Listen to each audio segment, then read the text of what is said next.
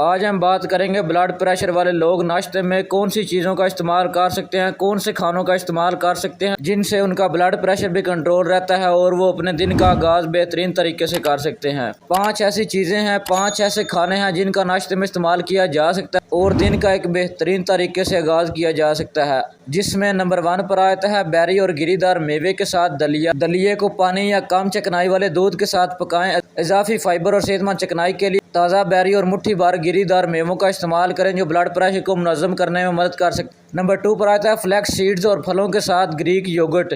Greek yogurt को एक खाने का चम्मच फ्लैक्स सीड और अपनी पसंद के ताज़ा फल के साथ मिला दें। फ्लैक्स के बीज ओमेगा 3 फैटी एसिड से भरपूर होते हैं जो दिल की सेहत के लिए फ़ायदेमंद होते हैं और ब्लड प्रेशर को कंट्रोल करते हैं और ये आपके नाश्ते के लिए बेहतरीन है।